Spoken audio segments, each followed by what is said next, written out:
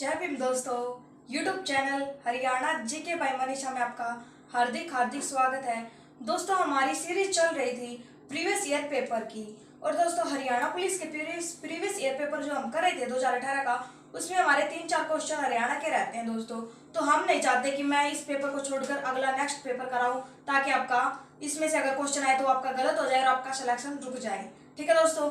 और हमारी हर एक मिनट कीमती है दोस्तों इस टाइम पर। और लॉकडाउन लगा हुआ है तो क्या दिक्कत होगी, कोरोना चला हो तो क्या दिक्कत हो गई, हम आपके साथ हैं और साथ रहेंगे दोस्तों। ठीक है दोस्तों, चलो अपने टाइम को वेस्ट ना करते अपने काम को शुरू करते हैं। दोस्तों, इसका क्वेश्चन है अयोध्या प्रसाद गोयलिया। अयोध्या प्रसाद गोयलिया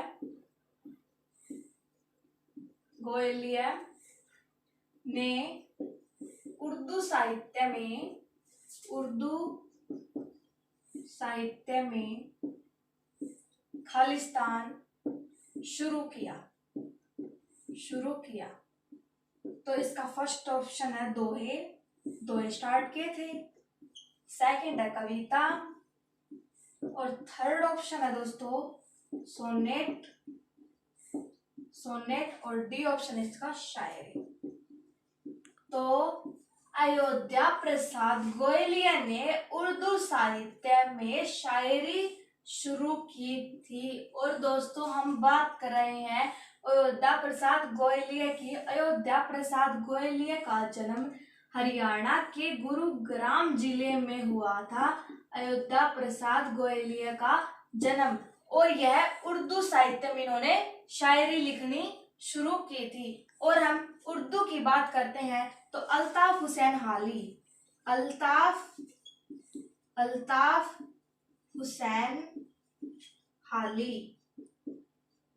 ये भी उर्दू साहित्य के ही कवि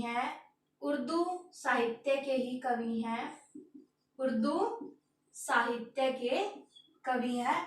अल्ताफ हुसैन हाली की याद में ही उर्दू सम्मान दिया जाता है। अल्ताफ हुसैन हाली उर्दू साहित्य के कवि हैं और इनकी याद में उर्दू का सम्मान दिया जाता है। और अल्ताफ हुसैन हाली का जन्म बात करते हैं तो इनका जन्म पानीपत में हुआ था दोस्तों। और 1837 को इनका जन्म हुआ था। अल्ताफ हुसैन हाली का जन्म हुआ था 1837 में। और इनकी मृत्यु की बात करते हैं तो 1914 को इनकी मृत्यु हो गई थी, इनका देहांत हो गया था दोस्तों। ठीक है दोस्तों। और दोस्तों, आज की वीडियो आपके लिए बहुत इंपॉर्टेंट होने वाली है, क्योंकि हमने सोचा है कि आपके लिए एक सीरीज स्टार्ट कर दें हम, ताकि आपकी एग्जाम के लिए अच्छी तैयारी हो सके। ये जो क्वेश्चन कराने के बाद मैं आपको थोड़े एक्स्ट्रा क्वेश्चन भी बताने वाली हूँ, तो वीडियो को देखना न भूलें। चलो आगे स्टार्ट करते हैं। आगे क्वेश्चन दे रखा है इसमें महाभारत में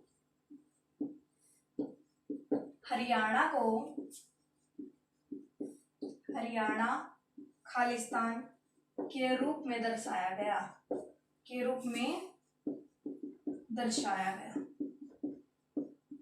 ऑप्शन है इसके बहुतान्यक। ऑप्शन नंबर डी इसका पटना। ऑप्शन नंबर सी इसका है हुरियाना। और ऑप्शन नंबर डी इसका कुरुक्षेत्र। तो जो महाभारत में हरियाणा को बहुधान्यक के रूप में दर्शाया गया था। बहुधान्यक का अर्थ है अत्यधिक समृद्ध भूमि।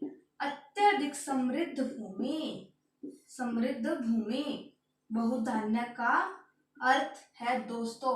और ये पटना ऑप्शन है और ये कुरुक्षेत्र ऑप्शन है, इनका भी हम पोस्टमार्टम करेंगे दोस्तों। क्योंकि पढ़ाई का मतलब ये नहीं है कि भाई महाभारत का हरियाणा के रूप में किसे जाना जाता है, बहुधान्यक। क्वेश्चन को यही छोड़ दिया, नहीं, हमें क्वेश्चन को भी देखना है। पटना ये बिहार की राजधानी है, पटना। और कुरुक्षेत्र की बात करते हैं हम, इस कुरुक्षेत्र को सबसे पहले हमें इसकी स्थापना का पता होना जरूरी है। तो इसकी स्थापना 1973 को हुई थी। 1973 को कुरुक्षेत्र जिला बना था और कुरुक्षेत्र जिले को धर्म नगरी के नाम से जानते हैं। धर्म नगरी के नाम से कुरुक्षेत्र जिले को जानते हैं। और कुरुक्षेत्र जिले में जो थानेसर को द्वीपों की और थानेसर है कुरुक्षेत्र में। और महमूद गजनवी ने 1014 में थानेसर के ऊपर आक्रमण किया था और 1009 में ये आया था। दोस्तों आगे बढ़ते हैं दोस्तों। आगे क्वेश्चन है, इसमें हरियाणा का ही है।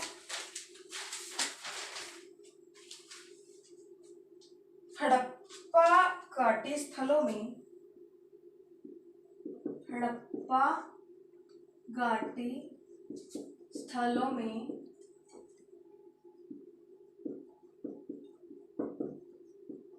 निम्न में से कौन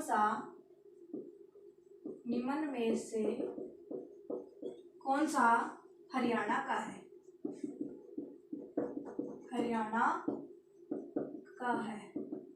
तो ऑप्शन इसका Birdana, option number D Rakhigarhi, C option है इसका बनावली, डी इसका ऑप्शन है कुनाल। तो जो हड़प्पा घाटी स्थलों में से हरियाणा का जो है वो है राखीगढ़ी। राखीगढ़ी कहाँ पर पड़ता है? हिसार में पड़ता है राखीगढ़ी। और हिसार की बात करते हैं हम। हिसार जिला 1 नवंबर 1966 को ही बना था। मतलब कि हरियाणा जब बना था उस टाइम पर 7 जिले बने थे हमारे हरियाणा के। और उस टाइम पर सबसे बड़ा जिला वो था हमारा हिसार। और उस टाइम पर ही सबसे छोटा जिला हमारा हरियाणा का हृदय कहलाने वाला जींद जिला था। ठीक है। और हिसार में ही सबसे ज्यादा सर्दी और सबसे ज्यादा गर्मी होती है दोस्तों। और गर्मी का महीना पूछ ले हरियाणा में तो वो होता है जून का महीना। याद रख लेना, अब जून में छुट्टियां पड़ती हैं बच्चों की, तो जून में सबसे ज्यादा गर्मी होती है। और जनवरी में बच्चों की छुट्टियां पड़ती हैं तो सबसे ज्यादा सर्दी भी जनवरी के महीने में होती है। दोस्तों आगे बढ़ते हैं। आगे रखा है घड़े का प्रयोग, घड़े खालिस्तान का प्रयोग करके बनाए जाते हैं।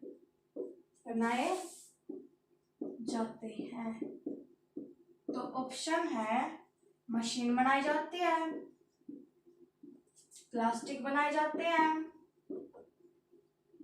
कांच बनाया जाता है या फिर पहिया। ठीक है। तो जो घड़े होते हैं उनका पहियों का प्रयोग करके बनाए जाते हैं घड़े। दोस्तों पता है घड़े क्या होते हैं? घड़े बनाने के लिए मतलब कि उनको गोल गोल घुमाना होता है ना, गोल गोल बन जाते हैं, तो पहिए का ही प्रयोग किया जाता है। ठीक है। क्योंकि मशीन का प्रयोग तो होगा नहीं, प्लास्टिक का भी नहीं होगा और कांच का भी नहीं होगा, तो हम ऑप्शन नंबर डी के ऊपर जाएंगे। ठीक है। एक क्वेश्चन हो रहता है दोस्तों, हरियाणा का प्राचीन संदर्भ पाया गया है। इंपॉर्टेंट क्वेश्चन है, वेरी वेरी इंपॉर्टेंट। हरियाणा का प्राचीन संदर्भ पाया गया है। ऑप्शन है इसका फर्स्ट चाहमान में पाया गया है, ऋग्वेद में पाया गया है, अथर्ववेद में पाया गया है या फिर ब्रह्म पुराण में पाया गया है। तो जो हरियाणा का प्राचीन संदर्भ है वो चाहमान में पाया गया है। ऑप्शन नंबर ए इसका राइट आंसर होगा। और ऋग्वेद और अथर्ववेद, इनका हम पोस्टमार्टम करते हैं। सबसे पहले अगर हमसे पूछ ले वेदों की रचना किसने की, तो वो ऑप्शन में देगा, तो हम क्वेश्चन को गलत करके आएंगे। ऋग्वेद की मतलब वेदों की रचना किसी ने भी नहीं किया है। वेदों का संकलन किया है, यानी कि उनको इकट्ठा किया है, किसने किया, वो किया है महर्षि वेदव्यास ने। और वेद हमारे 4 वेद हैं। ऋग्वेद की बात करें, ऋग्वेद सबसे बड़ा वेद पूछ ले तो वो है ऋग्वेद। इसमें 10 मंडल 1028 सूक्त है दोस्तों। और अथर्ववेद जो है वो है जादू टोने से संबंधित है, जादू टोने टाने टोटके टाटकों से संबंधित है अथर्ववेद। ठीक है, ये हमारे हरियाणा के क्वेश्चन हो चुके हैं। एक क्वेश्चन और रहता है दोस्तों, एक क्वेश्चन और रहता है, ये और करवा देती हूँ। एक क्वेश्चन हो रहा है भाई, करवा दी। ये क्वेश्चन है, वह नृत्य जिसमें गोपियां कृष्ण के चारों